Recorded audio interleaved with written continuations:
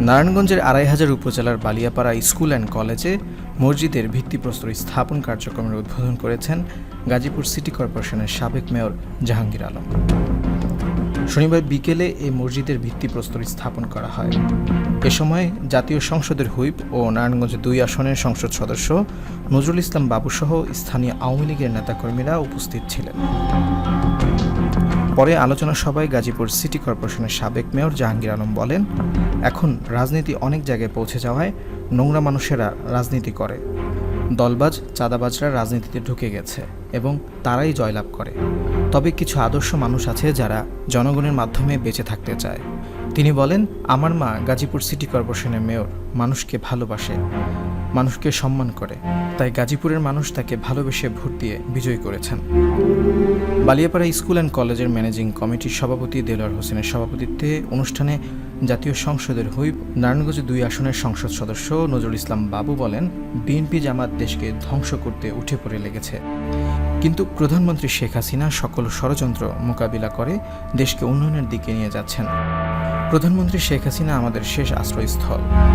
অনুষ্ঠানে ২৫০০ উপজেলার chairman Saiful Islam Swapan, vice chairman Rafiqul Islam Rafiq, মহিলা vice chairman Shahida Mosharraf, Baliapara school and কলেজের অধ্যক্ষ বাবু গোপাল মল্লিক, শিক্ষক ও শিক্ষার্থীরা উপস্থিত ছিলেন। কারণ রাজনীতি এখন অনেক জায়গায় পচে গেছে। নোংরা মানুষ অনেক সময় রাজনীতি করে, পেশি এবং দখলবাজি এবং চাঁদাবাজি করায় আদর্শ রাজনীতি নেতৃত্বের কাছে অনেক সময় সন্ত্রাস চাঁদাবাজরাই মিথ্যাবাদীরা জয়লাভ করে। কিছু আদর্শ লোক আছে, সেটা আপনাদের মাধ্যমে বেঁচে থাকতে চায়। আপনারা যদি বেঁচে রাখেন তাহলে ওই আদর্শ রাজনীতি ব্যক্তিরা থাকবে, না হয়ে এক সময় তো যারা সত্যবাদী আদর্শ লোক, ন্যায় আছে, ভালোবাসা আছে, সত্যের সন্ধানে চলে, সত্যকে প্রতিষ্ঠিত করে, তারা হয়তো একসময় কলঙ্কিত হয়ে পিছনের দিকে যাবে, কারণ ভালোর আসতে চাইবে না। সেই হিসেবে আমি মনে করি আপনারা একজন গার্জিয়ান পেয়েছেন, এখানে দল মত নির্বিশেষে সব বাচ্চাদের গার্জিয়ান আছে, এবং বাচ্চারা যেন বড় হইয়া আদর্শের জায়গাটা যেন থাকে, তারা যেন বুঝে আমার মায়ের প্রতি ভালোবাসা, আমার মা, আমার এই জন্মভূমি, আমার এই মাটি, আমার এই আদর্শের জায়গা। রাজনীতি ব্যক্তিরা যেন সেই মানুষের কল্যাণের জন্য কাজ করে।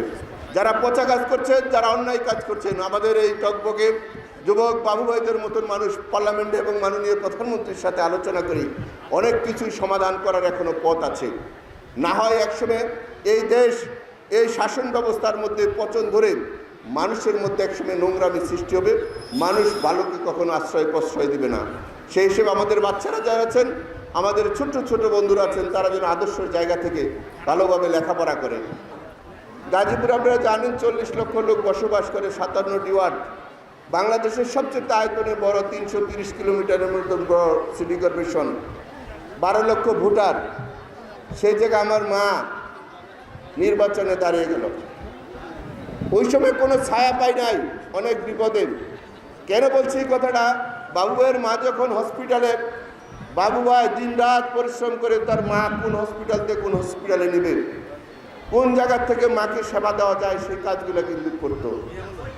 একজন সন্তান ২৪ ঘন্টা বসে থেকে মাকে সেবা দিবে, এটি স্বাভাবিক, সবাই করে, মাকে তো সবাই ভালোবাসে। তো বাবু ভাই দিন রাত এই একদিকে পার্টি, একদিকে সংগঠন, একদিকে বিরোধী দলের নির্যাতন সব কিছু রেখে, একদিকে পুলিশের দাওয়া, একদিকে মামলা, একদিকে কোর্ট, সব কিছু রেখে মায়ের জন্য সারা রাত আবার জেগে জেগে মায়ের সেবা করার জন্য চেষ্টা করেছেন। আল্লাহ কবুল করেছেন, এই মাটিতে পার্লামেন্ট মেম্বার হয়েছেন, আল্লাহ মাননীয় প্রধানমন্ত্রীর মাধ্যমে হুইপদের দায়িত্ব দিয়েছেন। আমি মনে করি এই মাটি, এলাকার মানুষ গর্বিত হয়েছে। ঠিক আমার মাও যখন এখানে নির্বাচনে দাঁড়িয়ে গেল, আপনারা জানেন ৪৯০টি সেন্টার আমাদের গাজীপুর সিটি কর্পোরেশনে।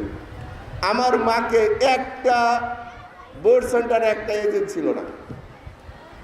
৪৯০টা সেন্টারের মধ্যে একটার মধ্যে এজেন্ট ছিল না, কিন্তু আমার মা সব ওয়ার্ডের সব জায়গায় জয়লাভ করেছে। কারণ কি হচ্ছে, মায়ের যে আশীর্বাদ থাকে, মায়েদের যে দোয়া থাকে, মায়েদের যে সম্মান প্রতি থাকে, সেগুলিকে তো আমরা যারা সন্তান আছি তারা যদি রাজনৈতিকভাবে এবং সামাজিকভাবে এবং আমাদের ধর্মীয় এবং প্রতিষ্ঠানভাবে যদি সেগুলো লালন পালন করি, তাহলে এটি সবার জন্য মঙ্গল হয়। আমি এলাকা চিনতাম না, যেহেতু বাবু ভাই আমাকে নিয়ে এসেছিল, বাবু ভাইয়ের উছিলায় আমার মা সম্মানিত হয়েছিল। আমার মা তার জায়গাটুকু সন্তানের জন্য ফিল আপ করতে পেরেছিল। ঠিক আজকে যে বাচ্চারা আমাদের সামনে আছে তাদেরকে অনুরোধ করব, বাপ মা যে কথাটা বলে, শিক্ষক যে দায়িত্বটা দেয় সেটা যেন আমরা পালন করি। কারণ বাচ্চারা যদি মানুষ হয় তাহলে বাপ মার মুখে হাসি ফুটে।